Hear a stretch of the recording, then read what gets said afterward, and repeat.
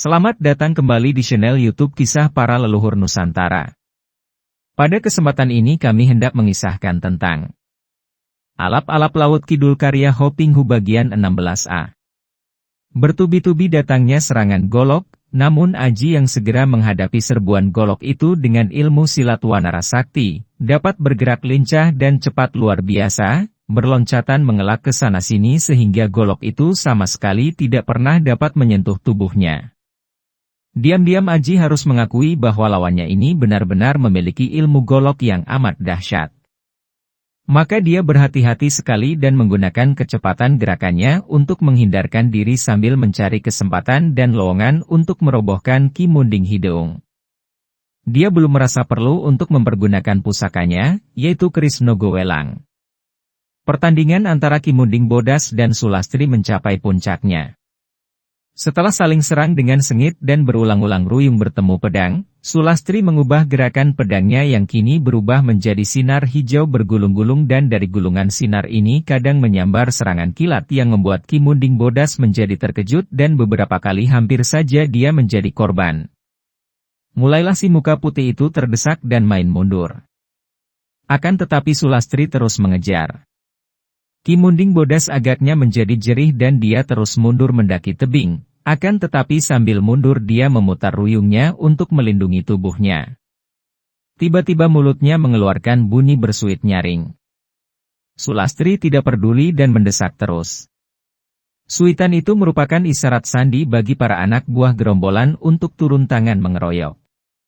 Kini puluhan orang itu bergerak, sebagian mengeroyok Aji dan sebagian lagi mengejar Sulastri yang mendaki tebing untuk terus mendesak Ki Munding Bodas.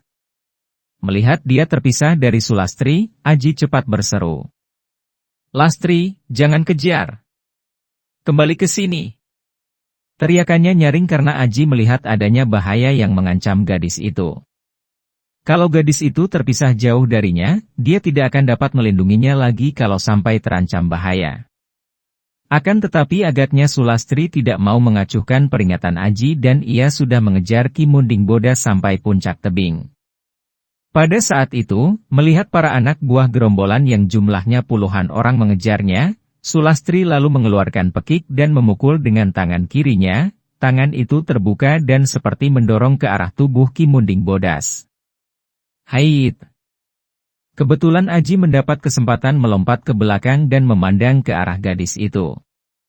Mereka dapat terlihat dengan mudah karena berada di puncak tebing. Aji tertegun. Dia mengenal pukulan tangan kiri Sulastri itu. Itu adalah Aji Margopati. Aji yang dikuasai gurunya, akan tetapi yang oleh Ki Tejo Budi sengaja tidak diajarkan kepadanya karena Aji itu terlalu dahsyat, terlalu ganas, sesuai dengan namanya, Margopati, Jalan Maut. Pukulan itu adalah pukulan maut jarak jauh dan tidak sembarang orang mampu bertahan atau menghindarkan diri dari pukulan maut itu. Ah! Tubuh Ki Munding Bodas terjengkang roboh, terjungkal ke bawah tebing sebelah sana. Aji terpaksa mengelak dengan lompatan ke kiri ketika beberapa buah golok menyerangnya. Para anak buah gerombolan sudah mulai mengeroyolnya. Akan tetapi dia sengaja melompat jauh ke samping untuk melihat keadaan Sulastri. Alangkah terkejutnya ketika dia melihat apa yang terjadi di atas puncak tebing itu. Pada saat Sulastri menggunakan Aji Margopati memukul roboh Ki Munding Bodas, belasan orang anak buah gerombolan menyerang Sulastri dengan hujan anak panah. Gadis itu cepat memutar pedang di tangan kanannya, akan tetapi agaknya ia sedikit terlambat karena tadi perbuatannya tercurah kepada Ki Munding Bodas sehingga sebatang anak panah mengenai pundak kirinya dan gadis itu terhuyung ke belakang, tidak menyadari bahwa di belakangnya adalah akhir puncak tebing maka tanpa dapat dihindarkan lagi. Tubuh darah itu terjatuh ke bawah tebing.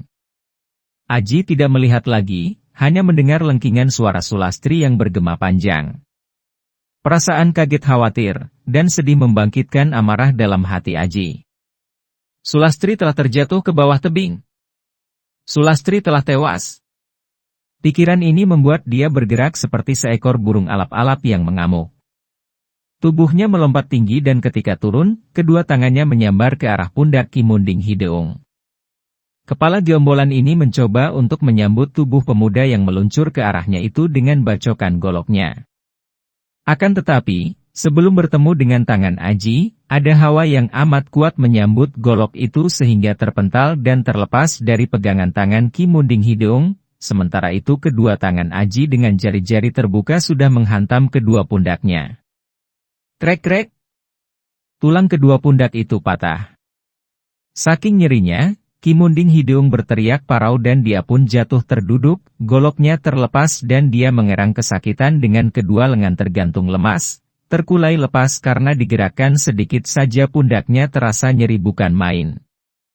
Para anak buah gerombolan menjadi marah dan menerjang, mengeroyok Aji. Pemuda ini dalam kekhawatirannya akan nasib Sulastri, mengamuk. Dia bagaikan seekor alap-alap yang menyambar-nyambar dan kemanapun dia melomapat seperti terbang dan menyambar. Tentu ada satu atau dua orang anak buah gerombolan terpelanting dan tersungkur. Keadaan menjadi kacau dan anak buah gerombolan menjadi gentar menghadapi pengamukan Aji itu. Walaupun kini anak buah gerombolan yang tadi mengeroyok Sulastri turun dari puncak tebing dan ikut mengeroyok, tetap saja mereka dihajar sampai kocar-kacir oleh Aji. Belum pernah selama hidupnya hati Aji dicengkeram kemarahan seperti itu, kemarahan yang timbul karena kekhawatiran hatinya terhadap Sulastri. Akan tetapi, betapapun marah dan sakit hatinya, tetap saja Aji membatasi tenaganya sehingga para anggota gerombolan yang dirobohkannya itu tidak ada yang sampai tewas. Mereka hanya menderita patah tulang dan tidak mampu melanjutkan pengeroyokan. Setelah lebih dari 30 orang gerombolan roboh oleh tamparan dan tendangan Aji, sisanya menjadi gentar dan mereka menghentikan pengeroyokan, bahkan mundur menjauhkan diri. Aji tidak memperdulikan mereka lagi.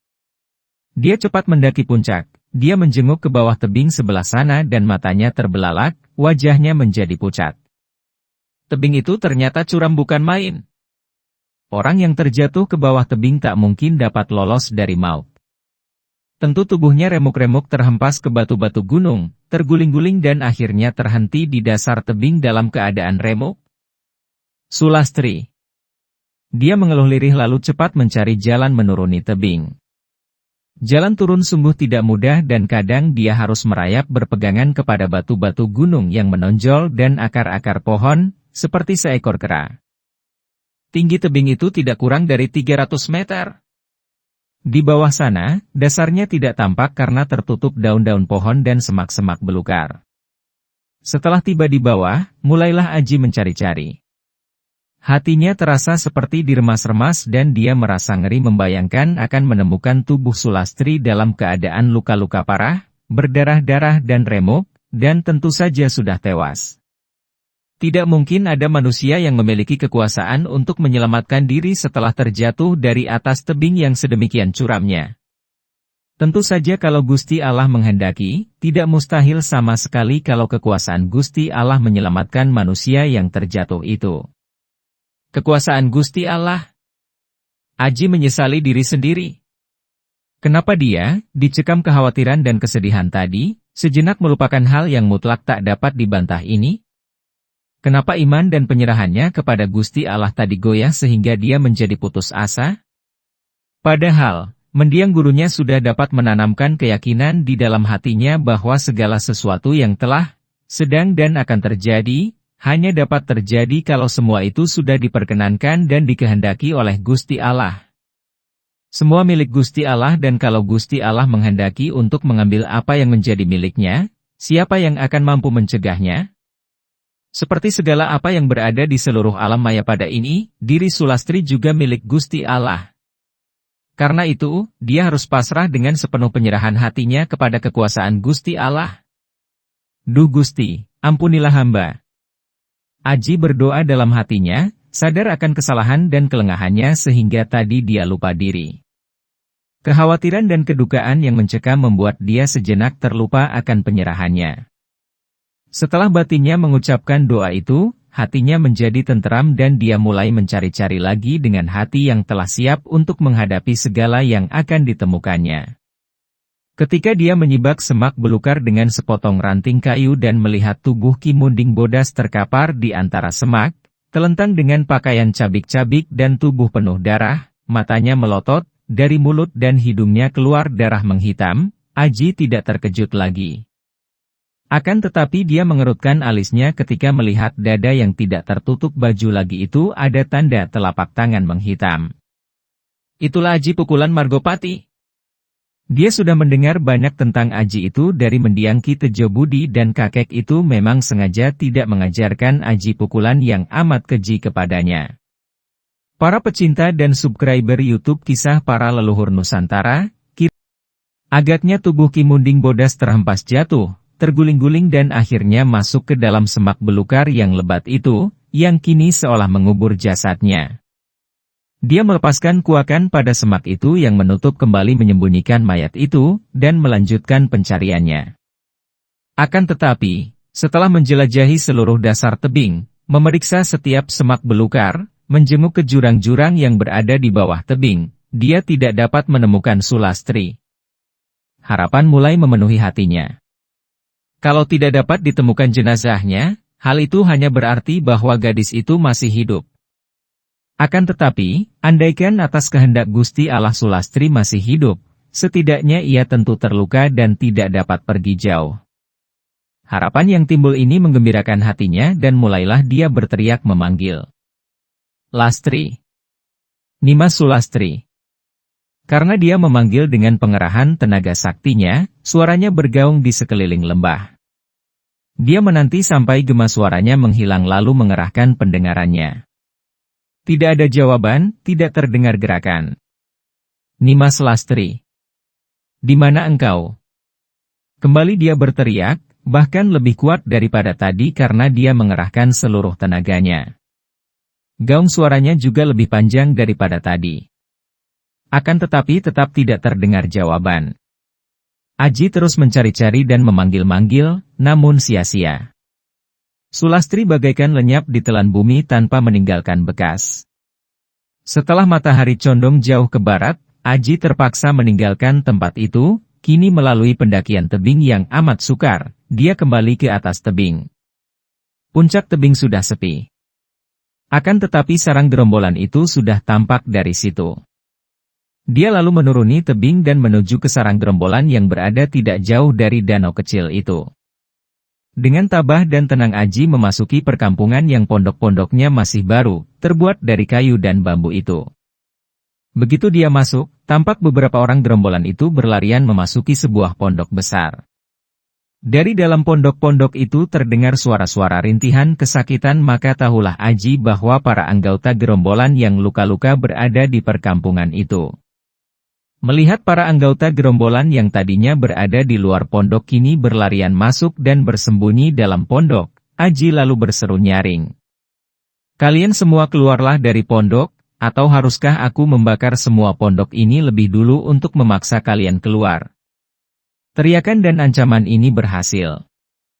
Berbondong-bondong para anggota gerombolan keluar dari dalam pondok. Bahkan yang terluka dipapah oleh yang sehat keluar pula. Agaknya mereka merasa takut bahwa pondok-pondok akan dibakar oleh pemuda yang sakti mandraguna itu. Aji melihat sekitar 40 orang keluar dari pondok dan mereka berjongkok, tanda bahwa mereka tidak akan melawannya. Tentu sebagian yang lain melarikan diri, pikirnya. Akan tetapi dia tidak melihat Ki Munding Hideung yang hendak ditangkap dan dibawanya ke Kadipaten Cirebon, diserahkan kepada sang adipati. Di mana Ki Munding Hideung dan para pemimpin yang lain? Aji bertanya, suaranya mengandung wibawa kuat. Suruh mereka keluar. Aku ingin bicara dengan mereka. Aji memandang dan melihat para anggota gerombolan itu berdiam diri dan hanya menundukkan muka dengan sikap takut-takut. Dia menunggu, akan tetapi sampai lama tidak ada yang berani menjawab pertanyaan itu.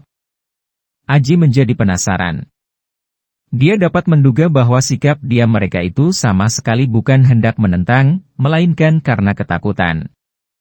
Hayo, seorang di antara kalian katakan, di mana adanya para pimpinan kalian itu? Jangan takut. Kalau para pimpinan kalian marah, aku yang akan melindungi kalian. Setelah orang-orang itu saling pandang dan saling berbisik sehingga gaduh, akhirnya seorang anggota gerombolan yang usianya sekitar 50 tahun bergerak maju sambil berjongkok lalu berkata dengan lirih seolah takut kalau sampai terdengar para pemimpinnya. "Den Mas, harap ampuni kami. Para pemimpin kami sudah lari meninggalkan kami di sini." Ki Munding bodas telah terjatuh ke dalam jurang bawah tebing. Ki Munding Hideung dan 5 orang pembantunya melarikan diri. "Kemana? Kemana mereka melarikan diri?" tanya Aji. "Kami tidak tahu, Den Mas. Mereka pergi tanpa pesan dan tidak memberitahukan kemana mereka melarikan diri." Aji percaya bahwa para anak buah gerombolan itu tidak berani membohonginya, akan tetapi untuk meyakinkan hatinya, dia lalu memeriksa dan menggeledah seluruh pondok. Benar saja, dia tidak menemukan Ki Munding Hideung dan para pembantunya. Maka dia keluar lagi dan mendapatkan puluhan orang anak buah gerombolan masih berjongkok di luar rumah induk yang tadinya menjadi tempat tinggal Ki Munding Hideung dan para pembantunya. Gerombolan itu ternyata tidak ada yang berkeluarga dan tidak terdapat seorang pun wanita atau anak-anak dalam perkampungan gerombolan itu. Aji sendiri menghadapi mereka. "Hei, kalian semua, anak buah gerombolan Munding Hideung yang telah banyak membuat kekacauan dan kejahatan di daerah Kadipaten Cirebon. Sebenarnya aku telah diberi wewenang oleh Gusti Adipati untuk membasmi kalian semua dan kalau sekarang aku membunuh kalian semua sebagai hukuman, hal itu sudah semestinya dan sewajarnya." Anggota gerombolan tua tadi cepat menyembah-nyembah dan berkata, "Ampun, Den Mas, harap Den Mas sudi mengampuni kami. Kami hanya melaksanakan perintah pimpinan kami. Dan sekarang apakah kalian juga masih akan melanjutkan perbuatan kalian menjarah rayah rakyat yang tidak berdosa? Kami sudah kapok, Den Mas."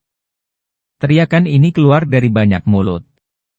"Kalian adalah orang-orang yang bertubuh kuat, sepatutnya malu kalau menggunakan kekuatan kalian hanya untuk menjarah rayah, merampok, rakyat yang tidak berdosa, mengganggu dan mengacau bangsa sendiri. Padahal, bangsa dan negara kini sedang menghadapi musuh yang paling besar dan berbahaya, yaitu Kompeni Belanda. Kenapa kalian tidak mempergunakan kekuatan kalian untuk membela nusa bangsa, untuk membantu Sultan Agung di Mataram, menentang Kompeni Belanda? Kalaupun hal itu masih belum dapat kalian lakukan, setidaknya kalian harus bekerja baik-baik, kembali ke jalan benar dan tidak mengganggu rakyat bangsa sendiri. Sekali ini aku mengampuni kalian, akan tetapi kalau lain kali aku masih mendapatkan kalian merampok, aku tidak akan mengampuni lagi dan akan membasmi dan membunuh kalian semua."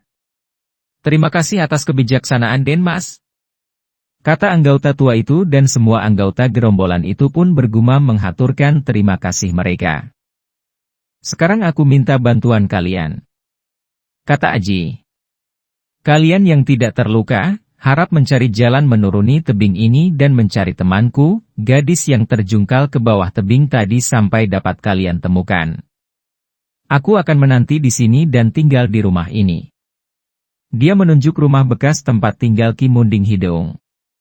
Para anggota gerombolan menjadi girang bukan main karena mereka diampuni, maka mendengar permintaan Aji itu, berbondong-bondong mereka lalu mencari jalan untuk menuruni tebing. Tentu saja dengan jalan memutar karena menuruni tebing seperti yang dilakukan Aji tadi, tak sanggup mereka melakukannya. Aji lalu memasuki rumah induk gerombolan itu dan mengaso. Dia duduk bersila dan termenung. Wajah Sulastri selalu terbayang di depan matanya, apalagi bayangan yang menggambarkan jatuhnya gadis itu ke bawah tebing. Dia selalu gagal dalam samadhi karena pikirannya tak pernah dapat menghilangkan bayangan gadis itu. Perasaan hatinya tertindih duka yang mendalam, disertai kegelisahan membayangkan nasib Sulastri. Benarkah gadis itu tewas dengan tubuh remuk di bawah tebing? Sungguh sukar dapat dipercaya bahwa gadis yang lincah jenaka, gagah perkasa dan cantik jelita itu kini menjadi mayat yang rusak dan remuk. Aji merasa jantungnya seperti ditusuk-tusuk. "Duh Gusti Allah, hamba mohon kekuatan iman dan bimbingan." Dia berbisik dan menyerahkan segalanya dengan sepenuh jiwa kepada Gusti Allah yang Maha Kuasa. Penyerahan secara total itu seketika menghapus semua duka. Semua ini milik Gusti Allah, juga Sulastri adalah miliknya. Karena itu terserah kepadanya untuk memutuskan apa yang akan terjadi dengan gadis itu. Kalau Gusti Allah sudah memutuskan, tidak ada kekuasaan apapun di dunia ini yang dapat mengubahnya. Dan semua keputusan Gusti Allah sudah pasti baik dan benar, sudah pasti yang terbaik baginya dan bagi Sulastri. Duh Gusti, hamba menyerahkan Sulastri dan diri hamba sendiri ke tangan Paduka. Semoga Paduka sudi mengampuni semua dosa dan kesalahan Sulastri dan hamba. Demikian suara hatinya keluar melalui pernapasannya. Para pecinta dan subscriber YouTube Kisah Para Leluhur Nusantara, penyerahan ini bukan sekedar kata-kata atau sekedar pemikiran, melainkan tembus keluar dari jiwanya dan Aji merasa perasaannya tenteram kembali. Apapun yang akan terjadi pada diri Sulastri dia sudah menyerahkannya kepada Gusti Allah dan dia yakin bahwa apapun yang terjadi pada diri Sulastri, hal itu tentu yang terbaik bagi gadis itu karena sudah dikehendaki Gusti Allah. Sampai 2 hari lamanya Aji tinggal di perkampungan gerombolan itu, membiarkan para anak buah gerombolan setiap hari mencari-cari jejak Sulastri. Akan tetapi ternyata sia-sia belaka. Para anggota gerombolan hanya menemukan mayat Ki Munding Bodas saja. Akan tetapi seorang dari mereka menemukan pedang Sulastri dan menyerahkan kepada Aji. Aji menerima pedang Nogowilis itu, mengamatinya dengan hati penuh tanda tanya. Pedang dapat ditemukan, berarti Sulastri tentu terjatuh di sana pula, tak jauh dari pedangnya. Akan tetapi kenapa mereka tidak dapat menemukan Sulastri? Secercah sinar harapan menerangi hatinya. Sulastri tidak ada, juga tidak ditemukan bekas-bekas darah. Ini hanya mempunyai satu arti, yakni bahwa gadis itu tentu masih hidup dan pergi dari dasar tebing itu. Akan tetapi kenapa pedang pusakanya ditinggalkan? Dan kenapa gadis itu tidak mendaki tebing lagi untuk menemuinya? Dia yakin, Sulastri pasti masih hidup. Akan tetapi bagaimana caranya gadis itu menyelamatkan diri, dan kemana kini berada? Menjadi pertanyaan yang selalu bergema dalam benaknya dan tidak dapat dia menjawabnya. Aji membawa pedang Nogowilis dan memasuki rumah, tepekur di dalam rumah itu sampai lama. Berbagai pertanyaan mengaduk benaknya. Sulastri hilang secara aneh. Sulastri mampu melakukan pukulan dengan Aji Mardopati. Sungguh aneh sekali. Dia lalu merenung tentang kematian, dan tentang kedukaan karena ditinggal mati orang yang dikasihi. Dia merasa yakin bahwa kematian bukan merupakan akhir segalanya. Memang kehidupan sebagai manusia dengan jasmani ini berakhir setelah mati, akan tetapi kematian adalah kelanjutan dari kehidupan ini. Kematian di dunia ini merupakan awal suatu keadaan yang baru. Suatu kehidupan baru dalam alam lain yang merupakan awal suatu keadaan yang baru. Suatu kehidupan baru dalam alam lain yang merupakan rahasia manusia yang masih hidup dalam alam ini. Karena itu, mengapa menyedihkan orang yang telah mati? Bagaimana kita dapat merasa sedih kalau kita tidak tahu apa jadinya dengan orang yang kematiannya kita tangisi itu? Bukankah sudah jelas bahwa tangisan itu sebetulnya merupakan bukti kedukaan terhadap diri sendiri? Aku menangisi kematian orang yang kucinta, karena aku kehilangan dia, aku ditinggalkan sendiri, aku tidak bisa mendapatkan kesenangan lagi darinya, aku merasa kesepian dan aku merana. Karena itulah sebetulnya aku menangis. Melihat semua kenyataan ini membuat Aji menghela napas dan melayangkan puji kepada Gusti Allah, mohon kemurahannya agar apapun yang terjadi dengan diri Sulastri, Gusti Allah akan selalu melindungi dan membimbingnya. Akhirnya Aji mengambil keputusan untuk meninggalkan perkampungan gerombolan itu. Sekali lagi dia memperingatkan para anggota gerombolan agar meninggalkan kejahatan mereka yang lama dan mulai kehidupan baru yang tidak menyimpang dari kebenaran. Setelah meninggalkan Gunung Careme, Aji lalu pergi ke Kadipaten Cirebon menghadap Pangeran Ratu. Adipati Cirebon itu merasa girang mendengar dari Aji bahwa gerombolan pengacau telah dapat dikalahkan. Ki Munding Hidung melarikan diri dan Ki Munding Bodas telah tewas, sedangkan para anak buahnya sudah menyatakan bertaubat dan tidak akan melakukan kekacauan lagi.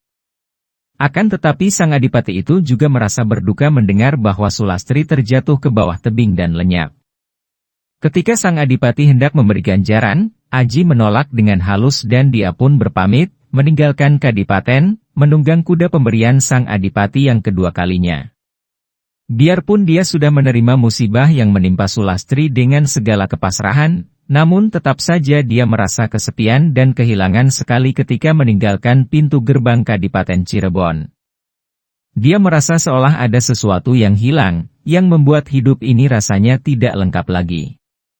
Bahkan ada rasa penyesalan besar dalam hatinya, seolah dia merasa bahwa dialah yang menyebabkan Sulastri mati. Kalau gadis itu tidak ikut dengannya tidak melakukan perjalanan bersamanya, belum tentu gadis itu akan tewas. Sejak gadis itu ikut melakukan perjalanan bersama dia, Sulastri selalu mengalami ancaman maut dan menderita. Ia pernah diserang racun penghancur tulang oleh Nyi Maya Dewi yang jahat. Kemudian ia juga keracunan oleh air yang disuguhkan Ki Sajali pembantu Ki Munding Hideung itu, dan sekarang dia bahkan terkena anak panah dan terjungkal ke bawah tebing yang amat tinggi. Sulastri tentu tewas, hal itu tidak dapat diragukan lagi. Orang yang terjatuh dari tempat begitu tinggi, biar ia seorang yang memiliki kepandaian tinggi sekalipun, sulitlah akan dapat terlepas dari cengkeraman maut.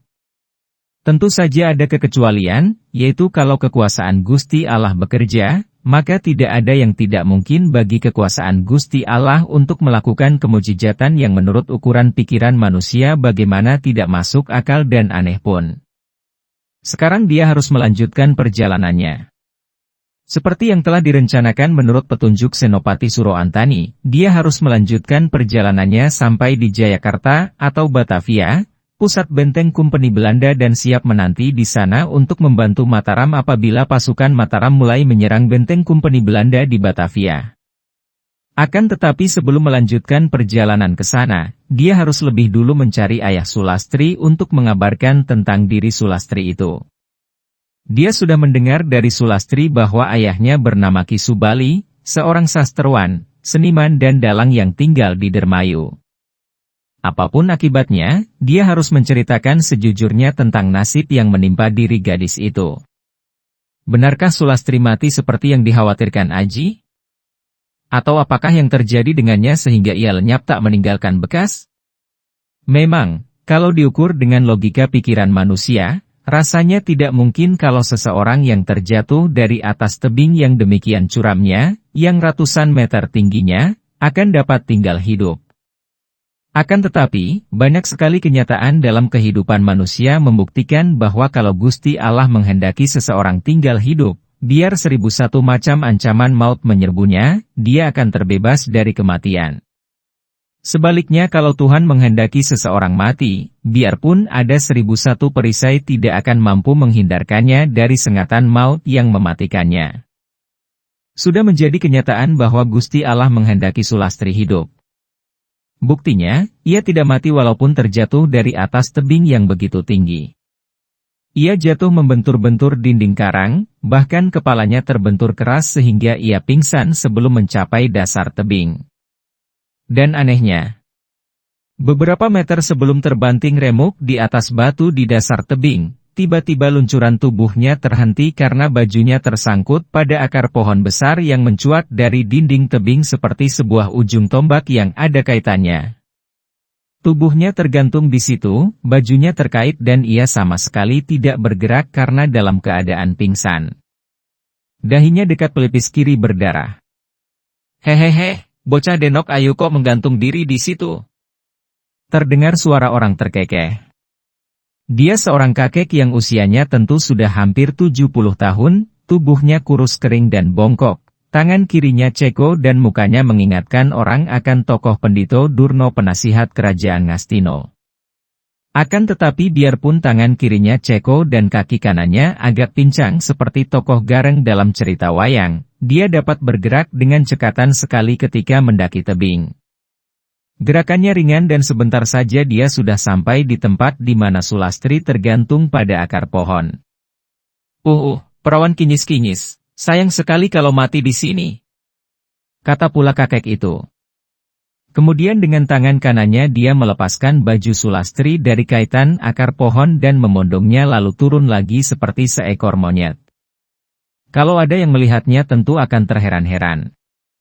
Bagaimana mungkin seorang kakek yang ceko dan pincang dapat memanjat tebing terjal seperti itu, bahkan ketika turun memondong tubuh seorang gadis? Dari gerakan-gerakannya ini saja sudah dapat diketahui bahwa kakek itu tentu bukan orang biasa, melainkan seorang kakek yang memiliki kesaktian. Setelah turun, kakek itu melanjutkan perjalanannya sambil memondong tubuh Sulastri. Ketika melihat mayat Ki Munding Bodas, dia berhenti dan mengamati mayat itu sambil berdiri.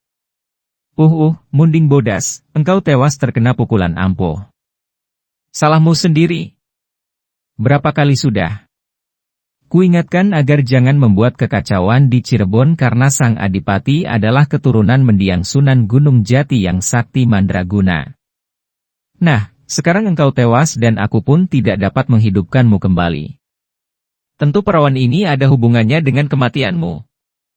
Para pecinta dan subscriber YouTube Kisah Para Leluhur Nusantara.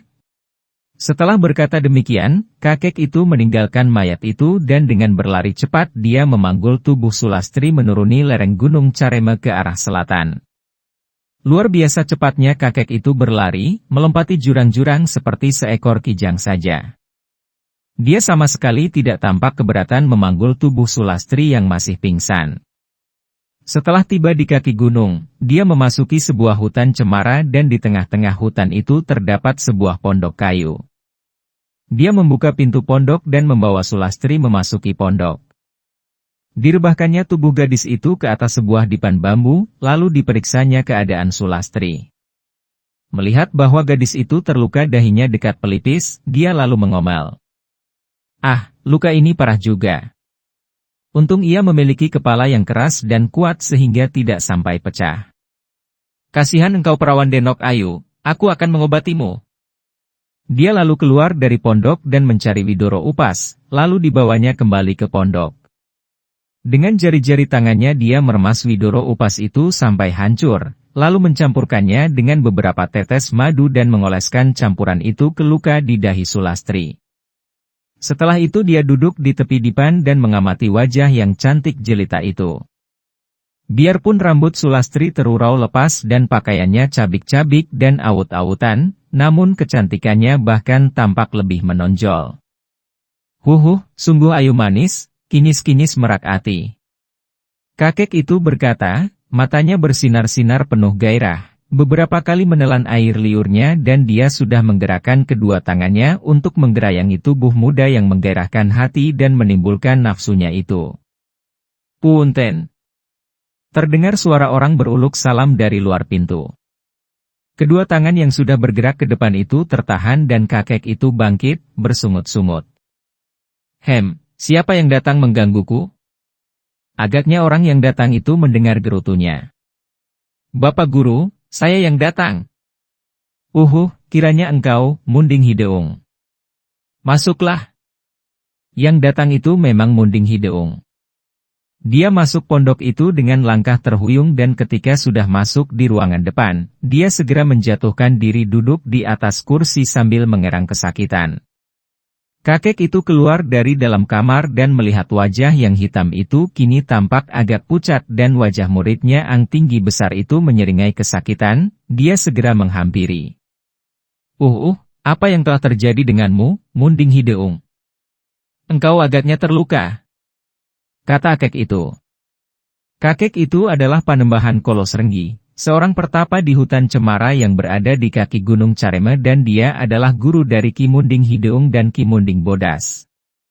Aduh, celaka, Bapak Guru. Kami mengalami malapetaka. Adi Munding Bodas telah tewas. Aku sudah tahu. Aku melihat mayatnya di bawah tebing. Dan engkau sendiri kenapakah? Pundak saya ini. Kedua pundak saya, agaknya patah tulangnya, Bapak Guru. Munding Hideung mengeluh. Panembahan Kolos Renggi terkekeh lalu menghampiri muridnya, menggerakkan kedua tangan dan memegang kedua pundak muridnya itu. Aduh. Ki Munding Hideung mengeluh kesakitan. Tulang kedua pundakmu retak. Akan tetapi jangan khawatir. Obatku akan menyembuhkannya dalam waktu beberapa hari saja. Setelah berkata demikian, kakek itu pergi ke sebuah kamar di belakang di mana dia menyimpan bermacam-macam rempah-rempah untuk bahan jamu.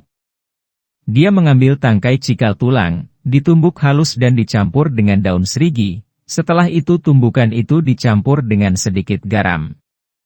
Dia lalu membawanya ke ruangan depan di mana Munding Hideung masih menunggu sambil mengeluh kesakitan. Panembahan Kolos Renggi membuka baju atas muridnya itu, kemudian jari-jari tangannya yang panjang kurus namun kuat itu memijat-mijat dan menekan-nekan, membetulkan kembali letak tulang pundak yang patah. Ki Munding Hideung menggigit bibir menahan sakit sampai peluh keluar dari mukanya. Setelah itu, kakek itu mengoleskan bubukan obat itu ke kedua pundaknya, lalu membebatnya dengan kulit pohon randu dan diikat dengan kain. Memang hebat sekali kemanjuran pengobatan kakek itu. Biarpun tulang-tulang pundaknya masih belum pulih, namun Ki Munding Hideung sudah mampu menggerakkan kedua lengannya. Nah, ceritakan apa yang terjadi, kata Panembahan Kolos Renggi sambil duduk di kursi depan Munding Hideung. Ki Munding Hideung menghela napas panjang. Kami mengalami kesialan, Bapak Guru. 2 orang utusan Adipati Cirebon, seorang pemuda dan seorang gadis, tiba-tiba menyerbu perkampungan kami. Mereka itu sakti mandraguna sehingga banyak anak buah kami yang tewas dan terluka. Bahkan Adi Munding Bodas juga terjatuh ke bawah tebing. Kami berhasil membuat gadis itu terjungkal ke bawah tebing dan tentu mampus. Akan tetapi pemuda itu sakti sekali sehingga kedua tulang pundakku patah oleh serangannya dan terpaksa kami melarikan diri karena kalau tidak kami semua habis dibunuhnya. Wah, hanya 2 orang saja dan kalian yang puluhan orang banyaknya sampai kalah? Siapakah 2 orang utusan Adipati Cirebon itu? Pemuda itu bernama Lindu Aji dan gadis itu bernama Sulastri. Sudah berapa kali kuperingatkan kalian agar tidak membuat kekacauan di daerah Cirebon. Sang Adipati Pangeran Ratu adalah keturunan mendiang Sunan Gunung Jati, bagaimana kalian berani main-main? Akan tetapi mengenai gadis itu, kau katakan tadi bahwa ia terjatuh ke bawah tebing. Benar, Bapak Guru. Saya melihat sendiri. Gadis itu memukul Adi Munding Bodas dengan pukulan jarak jauh dan Adi Munding Bodas terjungkal ke bawah tebing. Akan tetapi pada saat itu, serangan anak buah kami dengan panah berhasil.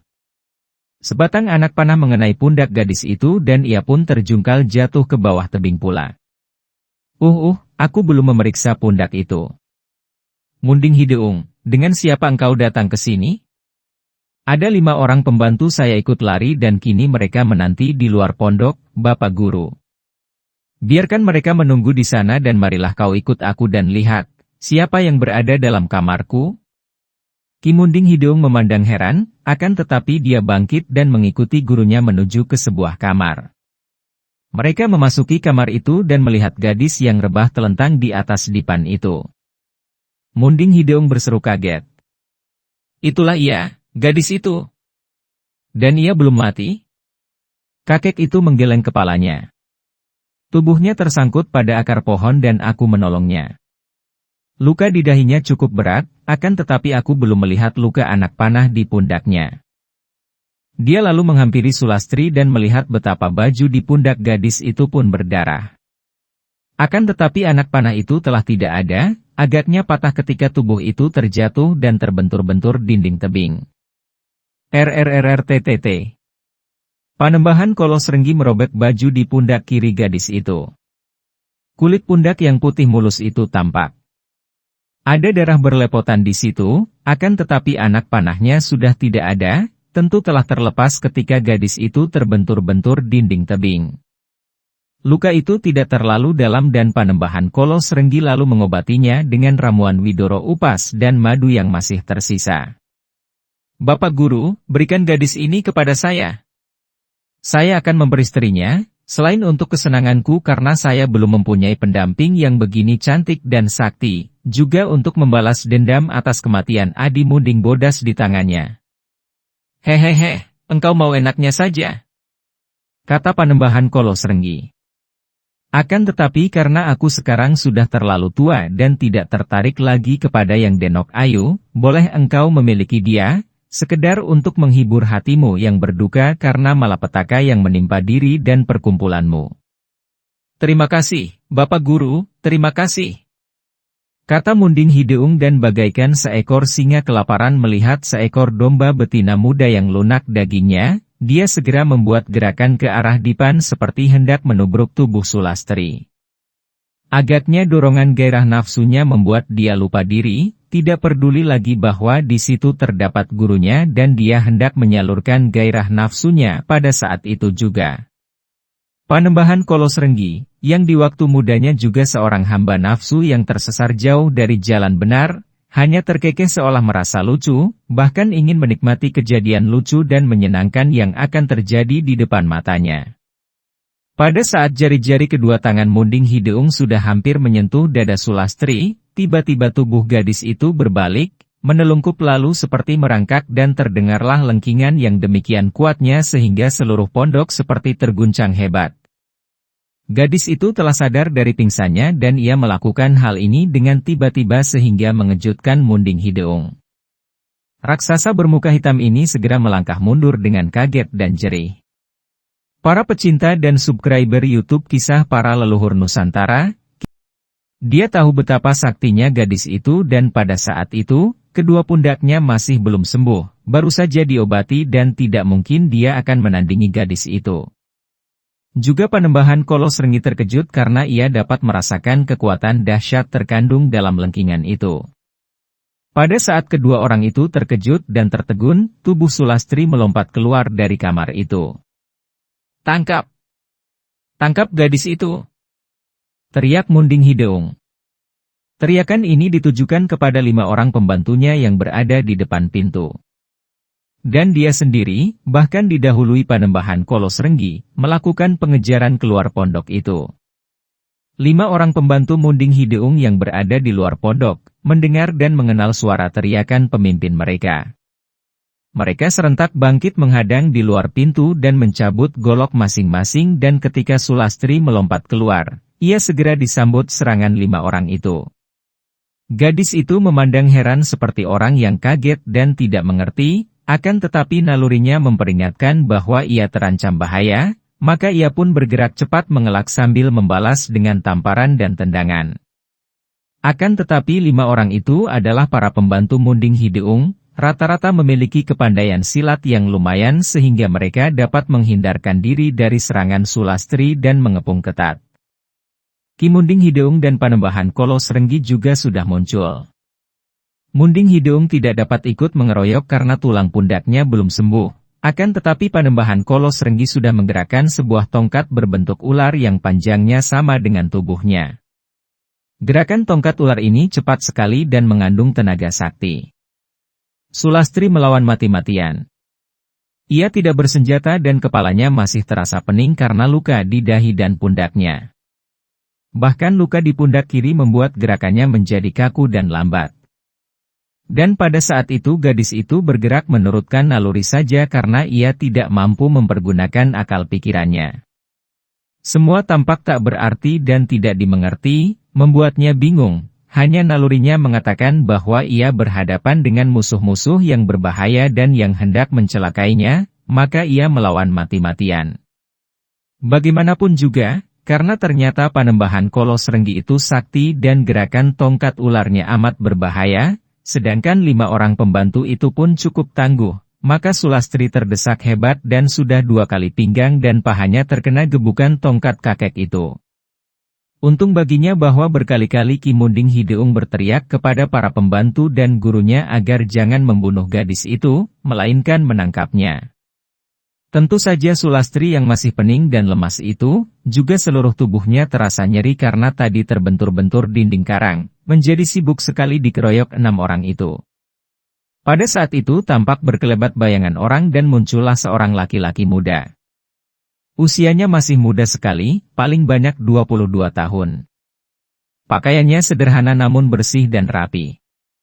Bentuk tubuhnya sedang saja namun gerak-geriknya sigap. Wajahnya tampan dan sinar matanya mengandung kegagahan. Sepasang alisnya tebal, matanya bersinar-sinar, kadang mencorong penuh wibawa, hidungnya mancung dan bibirnya mempunyai lekukan yang membayangkan kekerasan hati. Setitik tahi lalat kecil menghias dagunya, menambah manis wajah yang tampan itu. Di pinggangnya terselip sebatang keris yang gagangnya terbuat dari kayu cendana hitam. Melihat seorang gadis yang pakaiannya cabik-cabik, rambutnya terurai lepas, dan tampaknya kelelahan dikeroyok 6 orang laki-laki yang memegang golok dan tongkat, pemuda itu mengerutkan alisnya yang hitam tebal dan dia membentak. Sungguh tidak tahu malu sekali. 6 orang laki-laki bersenjata mengeroyok seorang gadis bertangan kosong yang sedang menderita luka dan tidak sehat. Kalian ini tentulah orang-orang jahat, karena hanya orang jahat saja yang tidak malu melakukan kecurangan seperti ini. Teriaknya dan tubuhnya sudah menerjang ke depan. Begitu kaki tangannya bergerak, 2 orang pemegang golok terpelanting dan mengadu, tidak mampu bangkit kembali karena yang seorang kepalanya retak terkena tamparan tangan pemuda itu dan yang seorang lagi dadanya terkena tendangan.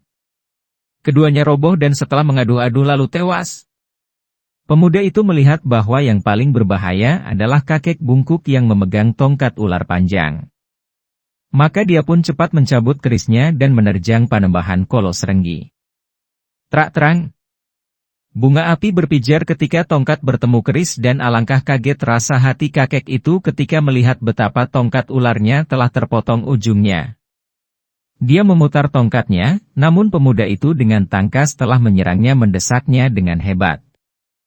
Bukan hanya keris di tangan kanan pemuda itu yang amat tangguh, akan tetapi tangan kirinya juga memukul dengan tenaga pukulan yang dahsyat sekali. Sementara itu, Sulastri yang kini hanya tinggal menghadapi 3 orang pengeroyok, mengamuk hebat. Ia dapat menyambar golok yang terlepas dari tangan seorang di antara 2 orang yang roboh tewas di tangan pemuda itu dan dengan golok ini ia pun mengamuk. Gerakannya ganas dan cepat sekali dan dalam waktu singkat goloknya yang menyambar-nyambar ganas itu berturut-turut merobohkan 3 orang pengeroyoknya. 3 orang pengeroyok itu roboh mandi darah dan tewas. Sementara itu, pertandingan antara Panembahan Kolos Renggi melawan pemuda itu pun berlangsung seru. Akan tetapi kini jelas tampak betapa kakek itu terdesak hebat, terutama sekali oleh dorongan tangan kiri pemuda itu yang mendatangkan angin pukulan yang dahsyat. "Heh, mampus kau!" Kakek itu membentak dan tongkat ularnya yang sudah putus itu menyambar dahsyat. Pemuda itu tidak menghindar ke belakang, bahkan maju mendekat dan tangan kirinya berhasil menangkap tongkat, lalu tangan kanan yang memegang keris menusuk. Keris pusakanya tepat menghunjam ke dada yang kerempeng itu. Panembahan Kolos Renggi menjerit dan melepaskan tongkatnya, menggunakan tangan kiri mendekap dadanya yang terluka dan dia pun terhuyung roboh telentang, tewas tak lama kemudian. Melihat betapa 5 orangnya sudah roboh semua, bahkan Guruna juga tewas, Ki Munding Hideung cepat menggerakkan kakinya melarikan diri. Akan tetapi karena kedua pundaknya masih nyeri sekali kalau dipakai berlari, maka larinya juga tidak cepat. Melihat dia lari, Sulastri yang memandang semua itu dengan mata bingung lalu melontarkan golok rampasannya. Shoot! Cap! Golok meluncur bagaikan anak panah dan menancap di punggung Munding Hideung. Raksasa muka hitam ini menjerit dan roboh tertelungkup, tewas seketika karena golok itu menancap dalam sekali. Pemuda itu cepat menghampiri. Kini mereka berdiri saling berhadapan dalam jarak 2 meter dan saling pandang. Pemuda itu memandang dengan sinar mata mengandung iba dan kagum. Dia melihat betapa dahi gadis itu dekat pelipis luka dan kebiruan, akan tetapi luka itu sudah tertutup bobok jamu. Juga pundak kiri yang kulitnya putih mulus itu terluka dan sudah diobati. Mata gadis itu indah sekali dan amat tajam, akan tetapi pada saat itu memandang kepadanya dengan heran dan bingung. Dia melihat gadis itu masih sangat muda sekali, akan tetapi tadi memiliki sepak terjang yang amat hebat, padahal tubuhnya sudah terluka. Nimas. Dia menyebut Nimas karena yakin bahwa gadis itu lebih muda daripadanya dan melihat sikap, wajah dan pakaiannya, gadis itu pun bukan seorang gadis dusun yang sederhana dan bodoh. Dahi dan pundak Andika terluka. Tentu orang-orang jahat ini yang telah melukaimu. Sulastri memandang pemuda itu dengan heran. Ia tahu bahwa pemuda ini tadi telah menolongnya, membantunya melawan orang-orang yang mengeroyoknya, akan tetapi ia tidak mengenal siapa pemuda itu. Terima kasih atas pertolonganmu, Kisanak. Akan tetapi luka-luka ini. Ia meraba dahi dan pundak kirinya yang terluka. Kukira bukan mereka yang melukaiku. Ketika bertempur tadi aku tidak merasa dilukai mereka. Kalau begitu, mengapa dahi dan pundakmu terluka? Siapa yang telah melukaimu? Sulastri mengerutkan alisnya dan menggeleng kepalanya. Aku tidak tahu. Pemuda itu menatap wajah Sulastri dengan heran. Bagaimana orang sampai tidak tahu apa yang menyebabkan ia terluka seperti ini? Dia lalu memandang kepada mayat orang-orang yang tadi mengeroyok gadis itu. Siapakah mereka ini? Dan mengapa mereka mengeroyokmu? Sulastri memandangi mayat-mayat itu satu demi satu dengan penuh perhatian, akan tetapi selisnya berkerut dan ia memandang kembali kepada pemuda itu lalu menggeleng kepalanya. Aku tidak mengenal mereka dan tidak tahu mengapa mereka mengeroyokku. Para pecinta dan subscriber YouTube Kisah Para Leluhur Nusantara, pemuda itu menjadi semakin heran. Ah, aneh sekali. Andika tidak mengenal mereka akan tetapi mengapa mereka mengeroyok Andika? Sungguh jahat orang-orang ini. Akan tetapi, kalau boleh aku mengetahui, Nona. Siapakah namamu dan bagaimana bisa sampai ke tempat ini? Mendengar pertanyaan itu, Sulastri memandang pemuda itu dengan bingung. Melihat sikap Sulastri, pemuda itu tersenyum maklum. Memang tidak pantas kalau seorang gadis memperkenalkan diri lebih dulu kepada seorang pemuda. Perkenalkanlah, Nimas, aku bernama Jatmika dari Banten, akan tetapi sekarang aku telah pindah dan tinggal di Dermayu. Nah, setelah Andika mengenal namaku, bolehkah aku mengetahui siapa nama Andika dari mana Andika berasal? Mendengar pertanyaan ini, Sulastri menjadi semakin bingung. Ia meraba kepalanya dan menjawab lirih. Aku tidak tahu. Ah, aku tidak. Ingat siapa namaku? Tidak ingat dari mana aku berasal. Tidak tahu mengapa berada di sini. Ia menjatuhkan diri berlutut dan masih memegangi kepalanya. Ah, di mana aku sekarang ini? Siapa aku ini? Kisanak. Kakang Mas Jatmika, tolonglah, beritahu aku, siapa aku ini? Pemuda itu adalah Jatmika, putra tunggal Ki Sudrajat. Seperti telah diceritakan di bagian depan, Ki Sudrajat adalah putra kandung mendiang Ki Tejo Budi. Akan tetapi semenjak kecil Ki Sudrajat menjadi putra tiri Ki Tejo Langit yang kemudian mengubah namanya menjadi Ki Ageng Pasisiran. Semenjak kecil Ki Sudrajat dipelihara dan dididik oleh Ki Tejo Langit yang dianggap ayah kandungnya sendiri dan tinggal di Banten. Kemudian Ki Sudrajat menikah dan mempunyai seorang anak, yaitu Jatmika. Sejak kecil Jatmika dididik oleh ayahnya, bahkan juga dibimbing dalam olah kanuragan oleh kakeknya di pantai Dermayu. Ki Ageng Pasisiran atau Ki Tejo Langit yang amat sayang kepada cucunya ini lalu minta agar Jatmika tinggal bersamanya. Akan tetapi pemuda ini tidak betah untuk tinggal menganggur saja di pondok kakeknya. Dia berpamit untuk merantau dan pada hari itu secara kebetulan saja dia tiba di kaki Gunung Careme dan lewat di hutan cemara itu sehingga melihat Sulastri yang dikeroyok 6 orang, maka cepat dia membantu.